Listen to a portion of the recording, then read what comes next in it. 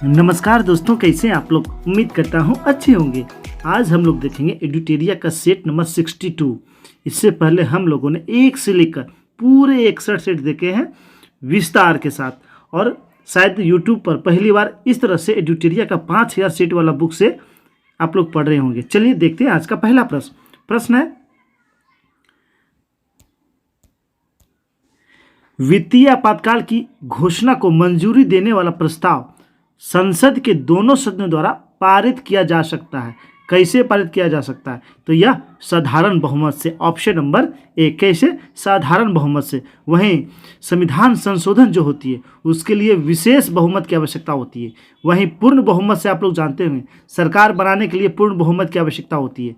वहीं आप लोग जानते होंगे आपातकाल की चर्चा है तो भारत में 3 प्रकार के आपातकाल लगाए जाते हैं। एक राष्ट्रीय आपातकाल, इसकी चर्चा अनुच्छेद 352 में है। वहीं बात करें राष्ट्रपति शासन, इसकी चर्चा अनुच्छेद 356 में, किसमें? 356 में है। और वित्तीय आपात की चर्चा अनुच्छेद 360 में है। अभी तक भारत में एक भी बार वित्तीय आपात की घोषणा नहीं हुई।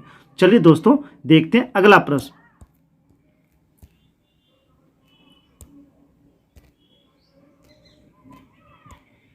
प्रश्न है, निम्न में से किस वीटो शक्ति का प्रयोग भारत के राष्ट्रपति द्वारा नहीं किया जाता है? तो कौन सा वीटो का प्रयोग नहीं किया जाता है? तो विशेषित वीटो। Option number B. कौन सा वीटो? विशेषित वीटो। वही भारत के राष्ट्रपति के पास 3 तरह के वीटो शक्ति है। एक अत्यंतिक वीटो, एक निलंबनकारी वीटो, एक पॉकेट वीटो। तो अत्यंतिक वीटो क्या होती है? तो राष्ट्रपति किसी विधेयक पर अपनी अनुमति नहीं देता है, अर्थात विधेयक को अपने पास सुरक्षित रखता है जिससे यह विधेयक समाप्त हो जाता है, या अत्यंतिक वीटो होता है। वहीं बात करें निलंबनकारी वीटो, तो राष्ट्रपति किसी विधेयक को संसद के पास पुनर्विचार के लिए लौटाता है। कौन सा वीटो का प्रयोग करके?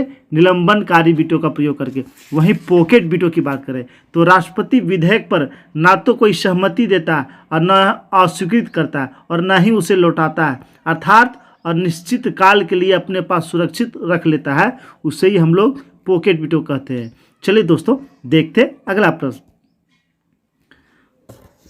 प्रश्न है, वित्त विधेयक को कितने दिनों के अंदर प्रभावी हो जाना चाहिए? तो वित्त विधेयक को कितने दिनों के अंदर प्रभावी हो जाना चाहिए? 75 दिनों के अंदर। Option number D. कितने दिनों के अंदर? 75 दिनों के अंदर प्रभावित हो जाना चाहिए। वहीं वित्त विधेयक की बात करें तो वित्त विधेयक की चर्चा संविधान के कौन से अनुच्छेद में? ये 117, संविधान के 117 में वित्त विधेयक की चर्चा है। वहीं वित्त विधेयक उन सभी विधेयक को कहते हैं जिसका संबंध वित्त से जुड़े मामलों से होता है, जैसे सरकार के राजस्व या व्यय से संबंधित विधेयक, किसी कर को लगाना या उसे परिवर्तित करना आदि वित्त विधेयक के समान विषय हैं। वित्त विधेयक 3 प्रकार के होते हैं। धन विधेयक जिसकी चर्चा अनुच्छेद 110 में है, वित्त विधेयक फर्स्ट जिसकी चर्चा 117(1) में है, और वित्त विधेयक द्वितीय जिसकी चर्चा 117(3) में है। चलिए दोस्तों, अच्छा वही बात करें, संविधान में बजट का कितना बार उल्लेख है? तो संविधान में बजट का एक भी बार उल्लेख नहीं है। बजट के जगह पे वार्षिक वित्तीय विवरण का चर्चा है जिसका वर्णन अनुच्छेद 112 में है। चलिए दोस्तों देखते हैं अगला प्रश्न है, निम्न में से किस अनुच्छेद में वर्णित मूल अधिकार भारतीय नागरिकों एवं विदेशियों दोनों को प्राप्त है? तो इसमें जो है अनुच्छेद 14 जो है वह भारत के नागरिकों के साथ साथ विदेशियों को भी प्राप्त है। केवल भारतीय को प्राप्त अनुच्छेद याद रखेंगे, बहुत बार एग्जाम में आया।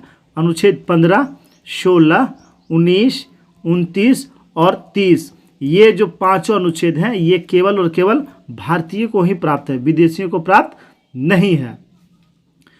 चलिए दोस्तों देखते हैं अगला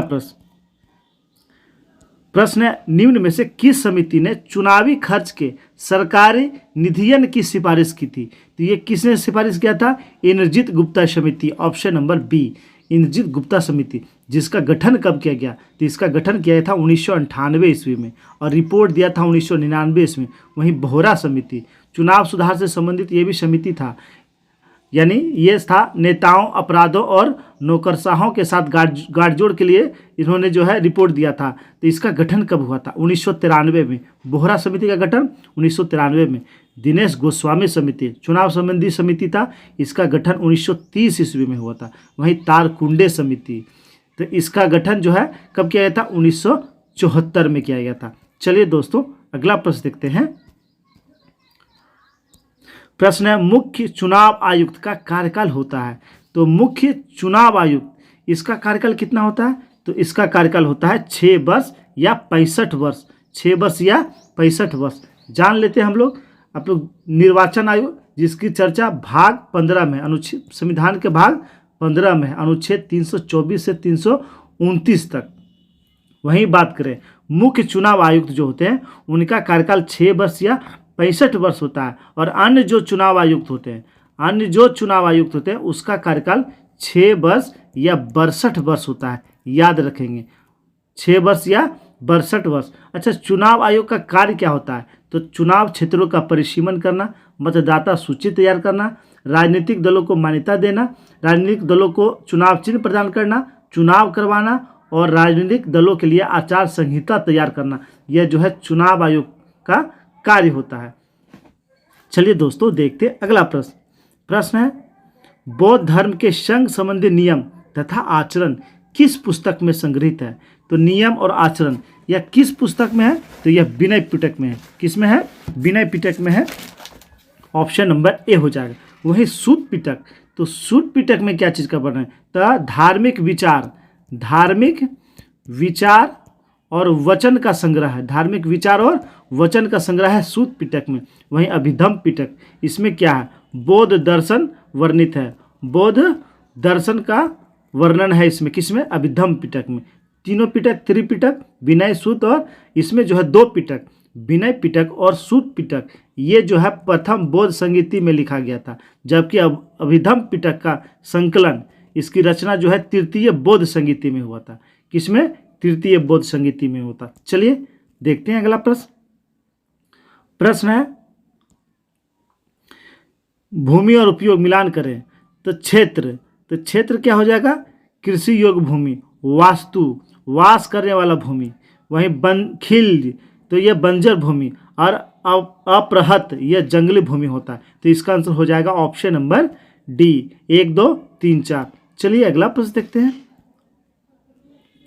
प्रश्न है, देवपाल ने नालंदा में बौद्ध विहार बनवाने के लिए किसे 5 गांव दान दिए थे? तो किसे 5 गांव दान दिए थे?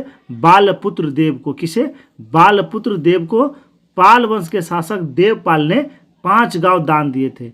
वहीं बात करें नालंदा की बात आई तो नालंदा विश्वविद्यालय की स्थापना किसने किया था? कुमारगुप्त ने किया था। किसने किया था? कुमारगुप्त ने किया था। और बख्तियार खिलजी ने इसे ध्वस्त कर दिया था। वहीं बात कर लेते हैं ओदंतपुरी विश्वविद्यालय की स्थापना किसने किया था? गोपाल ने किया था। किसने किया था? गोपाल ने किया था। वहीं विक्रमशिला विश्वविद्यालय, इसकी स्थापना किसने किया था? धर्मपाल ने किया था। किसने किया था? धर्मपाल ने किया था। चलिए अगला प्रश्न देखते हैं। प्रश्न है, निम्नलिखित में कौन सगुन भक्ति से संबंधित नहीं है? तो सगुन भक्ति से संबंधित नहीं है कबीर, ऑप्शन नंबर डी। बाकी सूरदास, चैतन्य, तुलसीदास, ये सारे जो है सगुन संप्रदाय से संबंधित थे। इसमें नाभादास जैसे राम भक्त और निम्बाक बल्लभाचार्य, चेतन, सूरदास, मीराबाई जैसे कृष्ण भक्त थे। वह निर्गुण के कहे तो कबीर थे, जिन्हें भावी उत्तर भारतीय पंथों का आध्यात्मिक गुरु भी माना जाता है। वहीं बात करें शंकराचार्य, तो उन्होंने अद्वैत दर्शन के विरोध में दक्षिण में वैष्णव संतों द्वारा 4 मठों की स्थापना किया था। कितने मठों? 4 मठों की स्थापना किया था। चलिए दोस्तों, अच्छा इससे 1-2 क्वेश्चन बनते हैं कि रामानंद के जो शिष्य थे उसमें प्रमुख कौन थे? तो रैदास थे। क्या? रैदास हरिजन था। वहीं बात करें कबीर जुल्हा था। क्या था? जुल्हा था। वहीं बात करें धन्ना क्या था? एग्जाम में आया हुआ, धन्ना जाट था। धन्ना क्या था? जाट था। वहीं सधना क्या था? सधना कसाई था। सधना क्या था? कसाई था, इससे भी क्वेश्चन बनते हैं। देख लिया, रैदास हरिजन, कबीर जुल्हा, धन्ना जाट और सधना कसाई था। चलिए अगला प्रश्न देखते हैं। प्रश्न है, क्रांति की तलवार में धार वैचारिक पत्थर पर रगड़ने से ही आती है। यह कथन जो है, यह कथन किसका है? तो यह कथन था भगत सिंह का। Option number C. किनका था? भगत सिंह का। दो चार कथन हम लोग देख लेते हैं जो बहुत इंपॉर्टेंट है। गांधी जी ने क्रिप्स प्रस्ताव के संदर्भ में कहा था, क्या कहा था? यह ऐसा चेक था जिसका बैंक पहले ही नष्ट हो चुका था। वहीं गांधी जी ने सविनय अवज्ञा आंदोलन से पूर्व कहा था, हमने घुटने टेक कर रोटी मांगी किंतु उत्तर में हमें पत्थर मिला। वहीं लाला लाजपत राय ने क्या कहा था? तो लाला लाजपत राय ने कहा था, मेरे शरीर पर पड़ी एक एक लाठी ब्रिटिश साम्राज्य के कफन में कील सिद्ध होगी। वहीं बात करें बंकिम चंद्र चटर्जी, इन्होंने वंदे मातरम, जवाहरलाल नेहरू ने पूर्ण स्वराज, महात्मा गांधी ने भारत छोड़ो, भारतेंदु हिंदुस्तान ने हिंदू, हिंदी और हिंदुस्तान का नारा दिया था। वहीं लॉर्ड एल्गिन ने कहा था, भारत को तलवार के बल पर जीता गया और तलवार के बल पर ही उसे ब्रिटिश कब्जे में रखा जाएगा। ये किसने कहा था? लॉर्ड एल्गिन ने कहा था। चलिए अगला प्रश्न देखते हैं। प्रश्न है, काकोरी कांड को निम्नलिखित में से किस संगठन के क्रांतिकारियों ने अंजाम दिया था? तो किसने अंजाम दिया था? हिंदुस्तान रिपब्लिक एसोसिएशन के क्रांतिकारियों ने अंजाम दिया था। ऑप्शन नंबर बी हो जाएगा। वहीं बात कर लेते हैं, अक्टूबर 1924 ईस्वी में सचिंद्र नाथ सन्याल, योगेश चटर्जी और राम प्रसाद बिस्मिल ने कानपुर में हिंदुस्तान रिपब्लिक एसोसिएशन की स्थापना किया था। इस संस्था ने 9 अगस्त 1925 ईस्वी को लखनऊ से काकोरी नामक स्थान पर जा रही 8 डाउन ट्रेन पर डकैती डाली और सरकारी खजाने को लूट लिया। इसी घटना को काकोरी कांड कहा जाता है। इस घटना में राम प्रसाद बिस्मिल, असाफुल्ला खां और रोशन लाल व राजेंद्र लाहिड़ी को क्रमशः गोरखपुर, फैजाबाद, इलाहाबाद और गोंडा में फांसी दे दिया गया था। इसमें चंद्रशेखर आज़ाद भागने में सफल हो गए थे। वहीं 1928 ईस्वी में फिरोज शाह कोटला में हिंदुस्तान सोशलिस्ट रिपब्लिक एसोसिएशन की स्थापना किया था भगत सिंह ने। किसने? भगत सिंह ने किया था। चलिए अगला प्रश्न देखते हैं। प्रश्न है, अतिवादी लोकतंत्र दल रेडिकल डेमोक्रेटिक पार्टी की स्थापना किसके द्वारा की गई थी? तो इसकी स्थापना एम.एन. रॉय के द्वारा किया था। Option number B. वहीं बात कर लेते हैं, सुभाष चंद्र बोस के द्वारा 1939 ईस्वी में फॉरवर्ड ब्लॉक की स्थापना किया था। किसका? फॉरवर्ड ब्लॉक की स्थापना किया था। वहीं वी.डी. सावरकर ने अभिनव भारत की स्थापना किया था। अभिनव भारत की स्थापना किसने किया था? वी.डी. सावरकर ने। वहीं जयप्रकाश नारायण ने कांग्रेस सोशलिस्ट और प्रजा सोशलिस्ट पार्टी की स्थापना किया था। कांग्रेस सोशलिस्ट और प्रजा सोशलिस्ट पार्टी की स्थापना जयप्रकाश नारायण ने किया था। चलिए दोस्तों अगला प्रश्न देखते हैं। प्रश्न है, श्रीरंगपट्टनम की संधि किसके मध्य हुई थी? तो श्रीरंगपट्टनम की संधि यह तृतीय आंग्ल मैसूर युद्ध के समय में हुआ था, कार्नवालिस और टीपू सुल्तान के बीच। ऑप्शन नंबर डी, कार्नवालिस और टीपू सुल्तान के बीच। तीनों क्लियर कर लेते हैं। जो चारों आंग्ल मैसूर युद्ध हुआ हम लोग एक बार देख लेते हैं। प्रथम आंग्ल मैसूर युद्ध ये हुआ था 1767 से 69 तक। 1767 से 69 तक।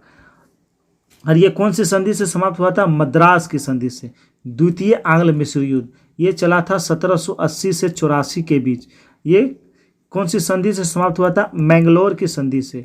वहीं तृतीय जो हुआ था यह 1790 से 92 के बीच हुआ था और यह श्रीरंगपट्टनम की संधि से समाप्त हुआ था। और चतुर्थ आंग्ल मैसूर युद्ध जो 1799 में हुआ, इसमें टीपू सुल्तान मारा गया था। वहीं द्वितीय आंग्ल मैसूर युद्ध के समय गवर्नर जनरल थे वारेन हेस्टिंग। कौन थे? वारेन हेस्टिंग थे। और तृतीय में थे कार्नवालिस। और चौथा जो चतुर्थ आंग्ल मैसूर युद्ध हुआ उसमें वेलेजली थे। कौन थे? वेलेजली थे। और उसी के समय में जो है वहीं टीपू सुल्तान की बात करें तो उन्हें शेरे मैसूर कहा जाता है। और इनके जो झंडे होते थे, राजसी झंडे, उसमें शेर की तस्वीर होती थी। चलिए दोस्तों देखते हैं अगला प्रश्न। प्रश्न है, ब्रिटिश सरकार की कुशल आक्रमणीयता की नीति का संबंध निम्न में से किससे है? तो इसका संबंध किससे है? तो इसका संबंध है अफगानिस्तान से। ऑप्शन नंबर डी, किससे? अफगानिस्तान। लॉर्ड लॉरेंस ने अफगानिस्तान के संबंध में अहस्तक्षेप की नीति अपनाई थी, जिसे शानदार निष्क्रियता के नाम से जाना जाता है। वहीं इसी के समय में बात करें प्रथम आंग्ल अफगान युद्ध, यह किसके समय में हुआ था? तो यह ऑकलैंड के समय में हुआ था। किसके समय में हुआ था? ऑकलैंड के समय में हुआ था 1839 से 42 तक। 1839 से 42 तक हुआ था ऑकलैंड के समय में। जबकि अफगानिस्तान का विलय कर दिया गया था किनके द्वारा? तो अफगानिस्तान का विलय कर दिया था लॉर्ड लॉरेंस के द्वारा। और उन्होंने कौन सी नीति अपनाकर? तो शानदार निष्क्रियता के नीति अपनाकर इसे विलय कर दिया था। चलिए दोस्तों देखते हैं अगला प्रश्न है, किस वायसराय के कार्यकाल के दौरान श्वेत विद्रोह हुआ था? तो श्वेत विद्रोह यह किसके समय में हुआ था? यह रिपन के समय में हुआ था, Lord Ripon. Option number B. श्वेत विद्रोह था क्या, समझ लेते हैं। 2 फरवरी 1883 ईस्वी को यूरोपियों के विरुद्ध भारतीय न्यायाधीशों द्वारा मुकदमे की सुनवाई के लिए इलवर्ट विधेयक प्रस्तुत किया गया, लेकिन यूरोप वासियों के प्रबल विरोध के कारण इसे वापस लेना पड़ गया था। अंग्रेजों द्वारा इस विधेयक के विरोध को ही श्वेत विद्रोह के नाम से जाना जाता है। वहीं रिपन की बात करें तो फ्लोरेंस नाइटिंगेल ने रिपन को भारत का उद्धारक कहा था। रिपन ने जो लिटन के द्वारा वर्नाकुलर प्रेस एक्ट लागू किया था उसे समाप्त कर दिया था। और रिपन के समय में ही 1881 ईस्वी में प्रथम कारखाना अधिनियम लागू हुआ। इसी के समय में 1881 में प्रथम नियमित जनगणना शुरू हुई। रिपन को स्थानीय स्वशासन का जनक माना जाता है। चलिए दोस्तों देखते हैं अगला प्रश्न है, ब्रिटिश व्यापारी भारतीय उत्पादकों, कारीगरों एवं शिल्पियों को अग्रिम संविदा यानी पेशगी के रूप में धनराशि देते थे। इस प्रथा को क्या कहा जाता था? तो इस प्रथा को ददनी कहा जाता था। क्या कहा जाता था? ददनी प्रथा। वहीं तकाबी भी प्रचलित था। तकाबी क्या होता था? तो तकाबी होता था कृषि उपकरणों हेतु दिया जाने वाला अग्रिम ऋण। कृषि उपकरणों हेतु दिए जाने वाला अग्रिम ऋण को तकापी ऋण कहा जाता था। चलिए दोस्तों अगला प्रश्न देखते हैं। प्रश्न है, निम्नलिखित में से कौन सुलेमित नहीं है? देख लेते हैं। प्रार्थना समाज 1865, यही सुलेमित नहीं। प्रार्थना समाज की स्थापना 1865 में ना करके इसकी स्थापना 1867 में किया गया था। 1867 में किसके द्वारा ये इसकी स्थापना किया था? तो केशव चंद्र के सहयोग से MG रनाडे, आत्माराम पेंडुराम और देवेंद्र नाथ ठाकुर के द्वारा इसकी स्थापना किया था। सत्य शोधक समाज की स्थापना ज्योतिबा फुले ने 1873 में किया था। आर्य समाज की स्थापना 1875 में किया गया था स्वामी दयानंद सरस्वती के द्वारा। और रामकृष्ण मिशन की स्थापना 1897 में किया गया था विवेकानंद जी के द्वारा। चलिए अगला प्रश्न देखते हैं। प्रश्न है, किस तिथि को मुस्लिम लीग ने मुक्ति दिवस के रूप में मनाया? तो मुस्लिम लीग ने मुक्ति दिवस के रूप में किस तिथि को मनाया था? तो ये 22 दिसंबर 1939, 22 दिसंबर 1939 को मुस्लिम लीग ने मुक्ति दिवस के रूप में मनाया था। हुआ क्या था? 28 माह के जो शासन के बाद अक्टूबर 1939 ईस्वी को द्वितीय विश्व युद्ध के कारण कांग्रेस ने मंत्रिमंडल पद से इस्तीफा दे दिया था। यानी द्वितीय विश्व युद्ध में भारतीय को शामिल किया गया था, जिससे कांग्रेस नाराज हो गए और उसके समस्त मंत्रिमंडल ने इस्तीफा दे दिया था। इसी त्यागपत्र के बाद मुस्लिम लीग ने अंबेडकर के साथ मिलकर 22 दिसंबर 1939 ईस्वी को मुक्ति दिवस मनाया था। चलिए दोस्तों अगला प्रश्न देखते हैं। प्रश्न है, द्वैत शासन प्रणाली का जन्मदाता निम्न में से कौन था? तो द्वैत शासन प्रणाली का जन्मदाता था लियोनस कार्टिज। Option number D. कौन था? लियोनस कार्टिज था। बहुत बार एग्जाम में आया। वहीं सबसे पहले बंगाल में द्वैत शासन लगाया गया था लॉर्ड क्लाइव के द्वारा। उसके बाद 1919 के अधिनियम के तहत प्रांतों में द्वैत शासन लागू किया था। फिर 1935 का जो अधिनियम आया था उसके तहत प्रांतों में द्वैत शासन को समाप्त कर केंद्र में द्वैत शासन लागू किया गया था। चलिए दोस्तों अगला प्रश्न देखते हैं। प्रश्न है, प्याज में लाल रंग निम्न में से किसके कारण होता है? तो प्याज का लाल रंग एंथोसाइनिन के कारण होता है। Option number D. किसके कारण होता है? एंथोसाइनिन के कारण। वहीं लाइकोपिन के कारण टमाटर का रंग लाल होता है। टमाटर का रंग लाल होता है। वहीं बात कर लेते हैं हम लोग गाजर का। गाजर का नारंगी रंग केरोटीन के कारण। गाजर का नारंगी रंग किसके कारण? केरोटीन के कारण। वहीं बात कर लेते हैं सेब का। सेब का लाल रंग किसके कारण? एंथोसाइनिन के कारण। यानी एंथोसाइनिन जो है लाल वर्णक लवक है। कैसा? लाल। वहीं पपीता का पीला रंग केरिंजोथिन के कारण। किसके कारण? केरिंजोथिन के कारण। और हल्दी का पीला रंग कुरकुमीन के कारण। हल्दी का पीला रंग कुरकुमीन के कारण। चलिए दोस्तों अगला प्रश्न देखते हैं। प्रश्न है जल का त्रिक बिंदु ताप किस तापमान पर होता है? तो 0 degree Celsius. Option number A 0 degree Celsius या 273 केल्विन या 273 केल्विन जल का त्रिक बिंदु ताप होता है। चलिए दोस्तों देखते हैं अगला प्रश्न। प्रश्न है जब लिफ्ट ऊपर की ओर जाती है तो क्या होता है? जब लिफ्ट ऊपर की ओर जाएगी तो व्यक्ति को अपने भार ये हो जाएगा, व्यक्ति को अपने भार बढ़ा हुआ प्रतीत होगा। Option number B. व्यक्ति को अपना भार बढ़ा हुआ प्रतीत होगा। ऑप्शन नंबर बी हो जाएगा। वहीं जब लिफ्ट नीचे की ओर आएगी तो व्यक्ति अपने भार में कमी महसूस करेगा। क्या महसूस करेगा? कमी महसूस करेगा। चलिए दोस्तों देखते हैं अगला प्रश्न। प्रश्न है प्रकाश के अपवर्तन की क्रिया में क्या नहीं बदलता है? तो प्रकाश का जब अपवर्तन होता है तो उसमें प्रकाश की आवृत्ति नहीं बदलती। क्या नहीं बदलती है? आवृत्ति नहीं बदलती है। Option number D. वहीं प्रकाश की बात करें तो प्रकाश एक विद्युत चुंबकीय तरंग है। कैसा तरंग है? विद्युत चुंबकीय तरंग है। तो प्रकाश का तरंग दैर्घ्य कितना होता है? तो 3900 एंगस्ट्रॉम से 7800 एंगस्ट्रॉम के बीच प्रकाश का तरंग दैर्घ्य होता है। वहीं प्रकाश का वेग सबसे पहले रोमर ने नापा था। किसने? रोमर ने नापा था। वहीं बात करें प्रकाश के अपवर्तन, तो प्रकाश के अपवर्तन का उदाहरण बताएं तो सूर्योदय से पहले दिखना किसका उदाहरण है? अपवर्तन का उदाहरण है। तारे का टिमटिमाना किसका उदाहरण है? अपवर्तन का उदाहरण है। वहीं प्रकाश के पूर्ण आंतरिक परिवर्तन का उदाहरण बताएं आप लोग तो इसका उदाहरण रहेगा हीरा का चमकना, रेगिस्तान में मरीचिका का बनना, जल में परखनली का चमकना और कांच में आई दरार का चमकना प्रकाश के पूर्ण आंतरिक परिवर्तन का उदाहरण है। चलिए दोस्तों देखते हैं अगला प्रश्न। प्रश्न है NaCl तथा NH4Cl के मिश्रण को पृथक करने के लिए निम्नलिखित में किस विधि का उपयोग किया जाता है? तो किस विधि का उपयोग किया जाता है? ऊर्ध्वपातन विधि का। Option number D. किस विधि का? ऊर्ध्वपातन विधि के द्वारा NaCl और NH4Cl का मिश्रण को अलग किया जाता है। इसमें क्या होता है? इसमें जो ठोस को जब गर्म करते हैं तो वह जो है द्रव में ना बदल के सीधे गैस में बदल जाता है। तो इसी को हम लोग कहते हैं ऊर्ध्वपातन विधि। चलिए दोस्तों देखते हैं। प्रश्न है निम्नलिखित का मिलान कीजिए। देख लेते हैं इसका आंसर।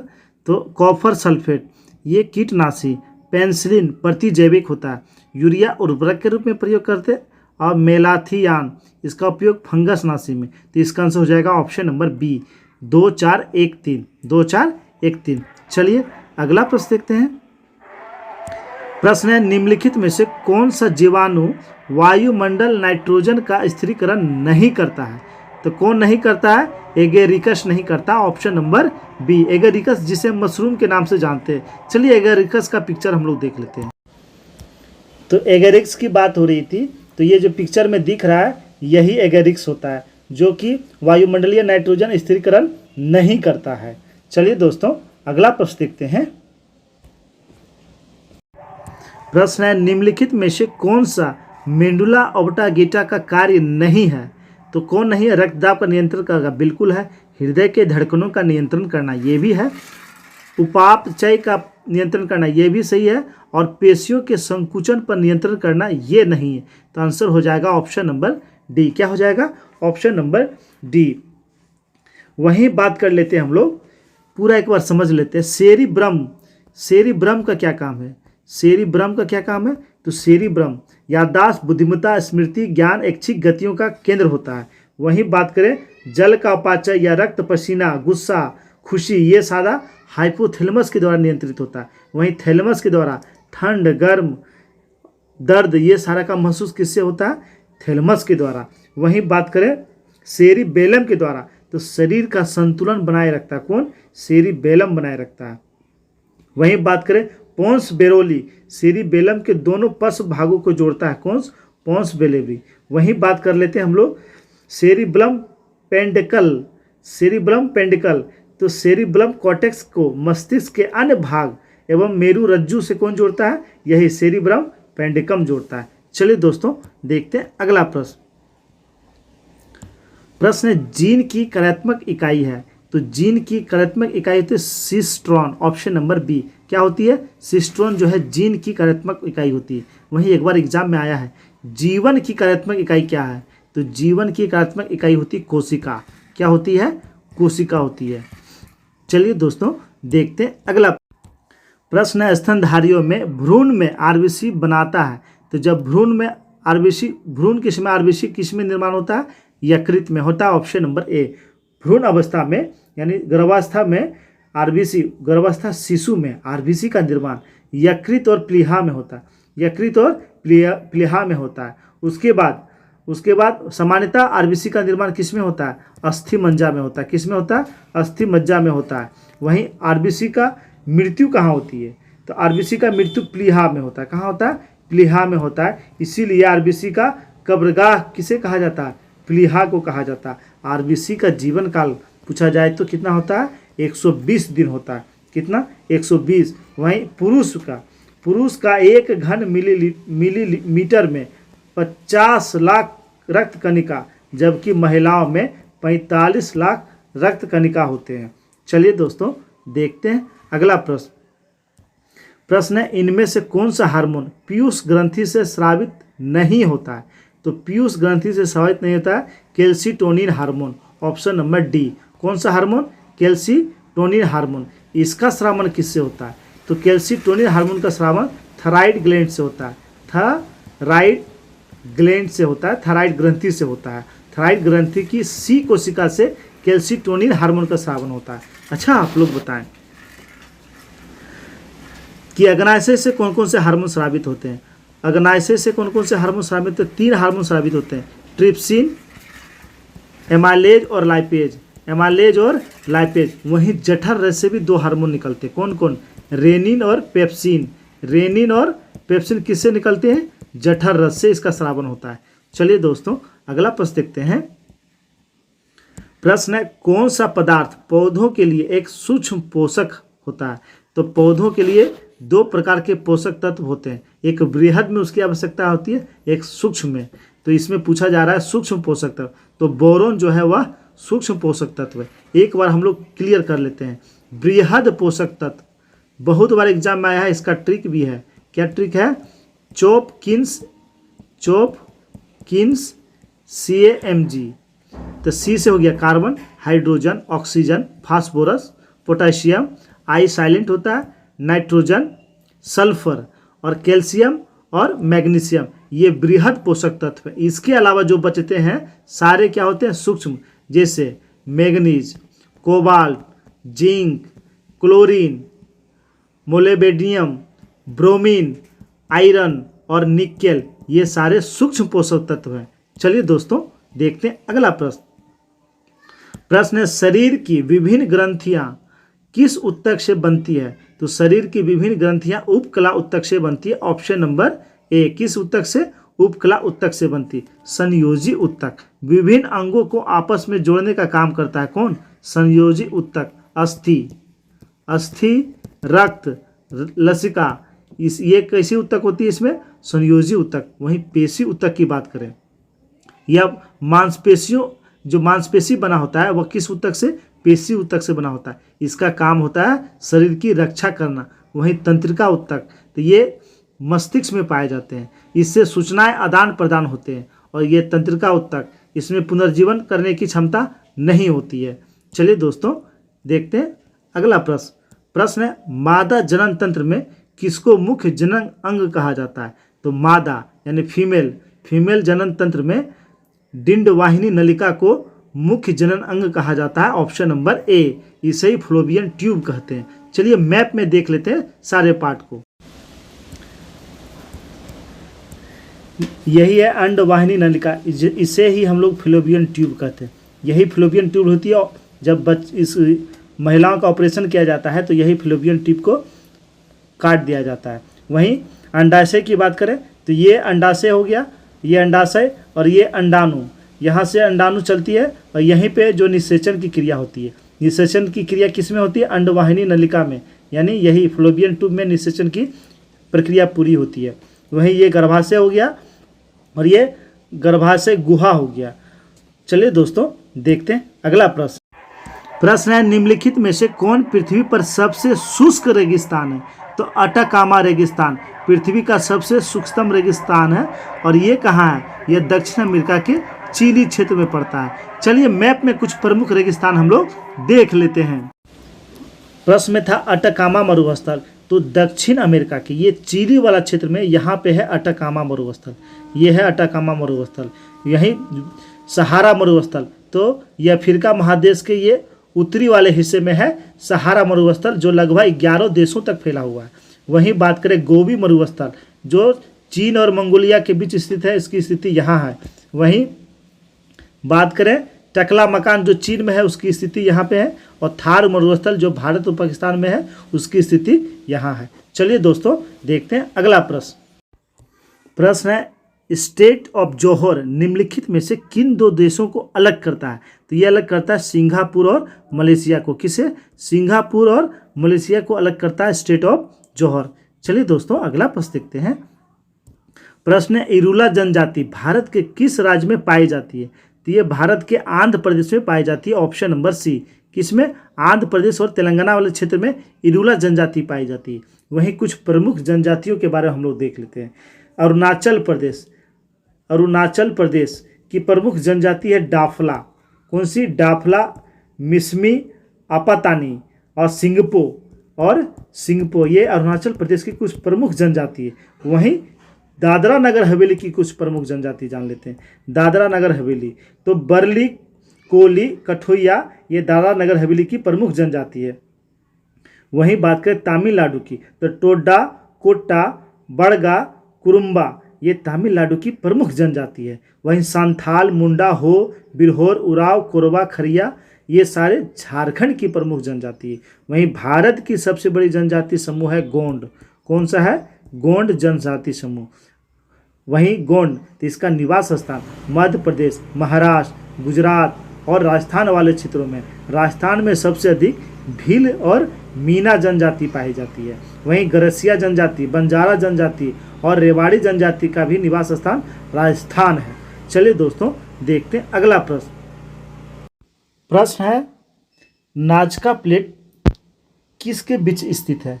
तो नाजका प्लेट दक्षिण अमेरिका और प्रशांत महासागर के बीच अवस्थित है। Option number A. चलिए कुछ प्रमुख प्लेट हम लोग मैप पे देख लेते हैं। चलिए मैप में देख लेते हैं। यही है मेरा नजका प्लेट, ये वाला जो एरिया देख रहे हैं यही है नजका प्लेट। ये वाला जो एरिया है यह है प्रशांत प्लेट। कौन सा है? प्रशांत प्लेट।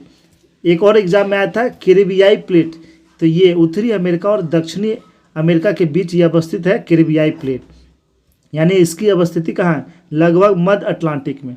और एक क्वेश्चन आया था इससे, ये फिलीपींस प्लेट, तो ये वाला क्षेत्र फिलीपींस से सटा हुआ ये वाला क्षेत्र जो है यह फिलीपींस प्लेट है। वहीं अफ्रीकन प्लेट की स्थिति ये है। वहीं बात करें साउथ अमेरिकन प्लेट, तो साउथ अमेरिकन प्लेट ये वाला जो प्लेट है ये साउथ अमेरिकन प्लेट है। चलिए दोस्तों अगला प्रश्न देख लेते हैं। प्रश्न है, निम्नलिखित में से कौन सा पहला भारतीय उत्पाद था जिसे जीआई टैग मिला था? तो ये था दार्जिलिंग चाय। दार्जिलिंग चाय को सबसे पहले भारत में जीआई टैग मिला था। ये मिला कब था? 2004 में। कब मिला था? 2004 में। जीआई टैग, इसका फुल फॉर्म क्या होता है? तो इसका फुल फॉर्म होता है ज्योग्राफिकल इंडिकेशन। वहीं बात करें जीआई टैग, तो इसकी शुरुआत 2003 से हुई थी। इसकी शुरुआत जो है 2003 से हुआ था। वहीं बात करें जीआई टैग दिया क्यों जाता है? तो किसी क्षेत्र के विशेष उत्पाद को जीआई टैग दिया जाता है ताकि उसे राष्ट्रीय पहचान मिले, उसकी उत्पादकता में वृद्धि हो। चलिए दोस्तों देखते हैं अगला प्रश्न है, भारत में सर्वाधिक हेमेटाइट, तो हेमेटाइट कोयला नहीं, इसे लोहा समझिएगा, कहाँ पाया जाता है? तो उड़ीसा में। Option number A. वहीं बात करें लोहा की, तो लोहा उत्पादन में प्रथम स्थान किसका है? उड़ीसा का है। दूसरा स्थान है छत्तीसगढ़ का और तीसरा स्थान है झारखंड का। लोहे का कुछ प्रमुख अयस्क, तो मैग्नेटाइट, हेमेटाइट, लिमोनाइट और सीडेराइट, यह किसका अयस्क है? यह जो है लोहे का अयस्क है। उड़ीसा की बात करें तो उड़ीसा का कौन कौन सा खान? तक क्योंझार जिला में है गुरु महिसाना खान और बादाम खान और पोकपाद खान, ये कहाँ है? उड़ीसा में। वहीं कर्नाटक का बाबू बुदन, केंद्रीय मुख, ये सारे कोयले खान के लिए प्रसिद्ध हैं। चलिए दोस्तों देखते हैं अगला प्रश्न। प्रश्न है, भारत में किस प्रकार की चट्टानों में हीरा पाया जाता है? तो विंध्य श्रेणी में। ऑप्शन नंबर बी, किसमें? विंध्य श्रेणी के चट्टानों में क्या पाए जाते हैं? हीरे पाए जाते हैं। जबकि कोयला जो है, कोयला किस श्रेणी में? गोंडवाना क्रम के चट्टानों में, गोंडवाना क्रम के चट्टानों में कोयला पाए जाते हैं। जबकि धात्विक खनिज जो है ढाड़वार श्रेणी में पाए जाते हैं। धात्विक जो है ढाड़वार श्रेणी में पाए जाते हैं। चलिए दोस्तों अगला प्रश्न देखते हैं। प्रश्न है, गांधीवादी और मार्क्सवाद के बीच एक समान सहमति पाई जाती है, यह निम्नलिखित में से कौन सी है? तो यह है एक अंतिम लक्ष्य के रूप में राज्य विहीन समाज। ऑप्शन नंबर ए, राज्य विहीन समाज। चलिए दोस्तों अगला प्रश्न देखते हैं। प्रश्न है, सतपुरा रेंज की सबसे ऊंची चोटी कौन सी है? तो सतपुरा की सबसे ऊंची चोटी है धूपगढ़ी। कौन सी है? धूपगढ़ी। Option number B. वहीं धूपगढ़ी की बात करें तो इसकी ऊंचाई है 1350 मीटर। ऊंचाई भी पूछ लिया जाता है, इसे भी याद रखना है।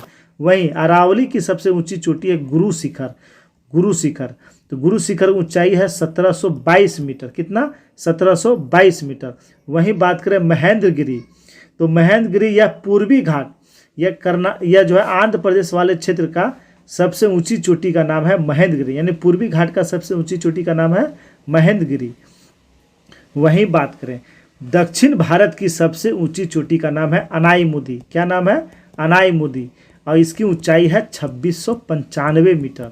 वहीं इसके बाद सेकेंड नंबर पर है नीलगिरी की जो सबसे ऊंची चोटी है डोडा बेटा। नीलगिरी की सबसे ऊंची चोटी है डोडा बेटा, इसकी ऊंचाई है 2637 मीटर। चलिए दोस्तों देखते हैं अगला प्रश्न। प्रश्न है, भारतीय रिजर्व बैंक की स्थापना निम्न में से किस समिति की सिफारिश पर की गई थी? तो हिल्टन यंग समिति के सिफारिश पर भारतीय रिजर्व बैंक की स्थापना किया गया था। और इसकी स्थापना कब किया गया था? 1 अप्रैल 1935 ईस्वी को इसकी स्थापना किया था 5 करोड़ की अधिकृत पूंजी के साथ। और इसका राष्ट्रीयकरण हुआ था 1 जनवरी 1949 ईस्वी को। 1 जनवरी 1949 ईस्वी को। इसके प्रथम गवर्नर कौन थे? तो इसके प्रथम गवर्नर थे ऑसबोर्न स्मिथ। Osborne Smith. और स्वतंत्र भारत के प्रथम गवर्नर थे सीडी देशमुख। कौन थे? सीडी देशमुख। और इसी के समय में सीडी देशमुख के समय में ही इसका राष्ट्रीयकरण हुआ था 1949 ईस्वी में। आरबीआई का लेखा वर्ष कितना है? तो 1 जुलाई से 30 जून इसका लेखा वर्ष होता है। चलिए दोस्तों प्रश्न है, यदि केंद्रीय बैंक द्वारा रेपो दर में वृद्धि की जाती है तो क्या होगा? यानी आरबीआई के द्वारा अगर रेपो दर में वृद्धि किया जाएगा तो मुद्रा प्रसार में कमी आती है। क्या होगी? मुद्रा प्रसार में कमी हो जाएगी। चलिए दोस्तों देखते हैं अगला प्रश्न। प्रश्न है, प्रत्यक्ष कर संहिता का संबंध निम्न में से किससे है? तो आयकर। आयकर जो है किस में आता है? प्रत्यक्ष कर में आता है। प्रत्यक्ष कर मतलब जिसे हम लोग डायरेक्ट पे करते हैं, जिसे हम लोग डायरेक्ट पे करते हैं। प्रत्यक्ष कर के और उदाहरण कौन कौन से हैं? तो प्रत्यक्ष कर, आयकर, पूंजी लाभ कर, ब्याज कर, लाभांश कर, उपहार कर, ये सारे जो है क्या है? प्रत्यक्ष कर है।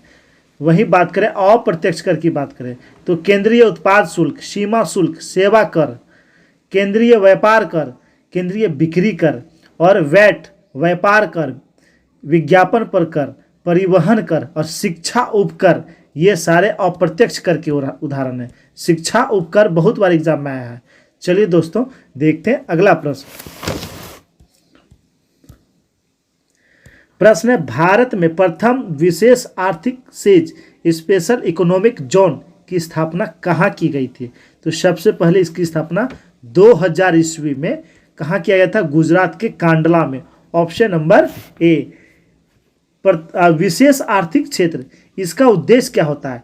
ये भी एग्जाम में आया हुआ है। रोजगार पैदा करना, निवेश को बढ़ाना, बुनियादी सुविधाओं का विकास करना सेज का मुख्य उद्देश्य होता है। चलिए दोस्तों, प्रश्न है, निम्न में से कौन सा देश सुरक्षा परिषद का अस्थायी सदस्य नहीं है?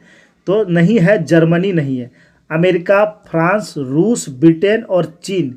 चीन और ब्रिटेन, ये 5 देश जो है सुरक्षा परिषद के अस्थायी सदस्य।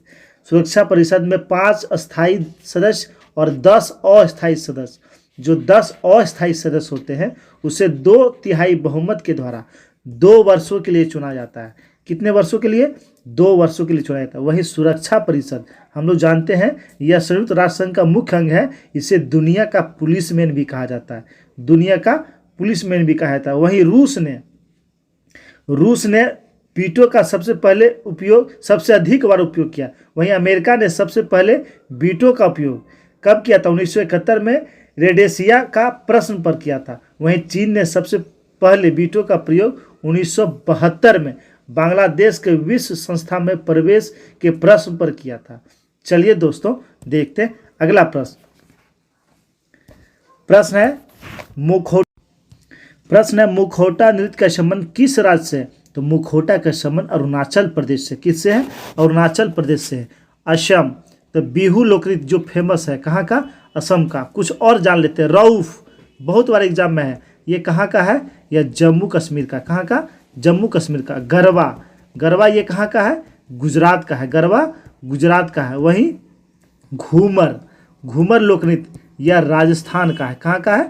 राजस्थान का है। वहीं एक क्वेश्चन और आता है, पंडावानी ये कहाँ का है? यह छत्तीसगढ़ का है। बहुत बार एग्जाम में आया। कहाँ का? छत्तीसगढ़ का। और तमाशा महाराष्ट्र का है। तमाशा कहाँ का है? महाराष्ट्र का लोकनृत्य है। चलिए दोस्तों, देखते हैं अगला प्रश्न, और ये आज का अंतिम प्रश्न है, इसे भी हम लोग अच्छे से समझ लेते हैं। प्रश्न है, निम्न में से कौन G7 का देश है? तो G7 का देश इसमें इटली है। ऑप्शन नंबर सी। G7 में कुल 7 देश है। वो 7 देश है कौन कौन, हम लोग समझ लेते हैं। कनाडा, कौन कौन है? Canada, France, Germany, UK United kingdom, USA America, Italy और जापान, ये 7 देश है। इसमें वो देश शामिल है जो आज़ादी, ह्यूमन राइट्स, डेमोक्रेसी और डेवलपमेंट के सिद्धांत पे चलते हैं। और इसका G7 का गठन जो है कब हुआ था? 1975 में इसकी पहली बैठक हुई थी। कब? 1975 इसमें थे। ये था दोस्तों 50 महत्वपूर्ण प्रश्नों का सेट जो सभी एग्जाम के लिए महत्वपूर्ण है, चाहे कोई भी एग्जाम हो। और आने वाले बिहार मद्य निषेध सिपाही की जो एग्ज़ाम होने वाली है मई में, उसके लिए बहुत ही इंपॉर्टेंट है। पूरा वीडियो देखिए और समझने का कोशिश कीजिए। अगर वीडियो देखने में अच्छा लगा हो तो आप लोग लाइक कर देंगे और अपने अपने ग्रुप में शेयर कर देंगे। धन्यवाद दोस्तों।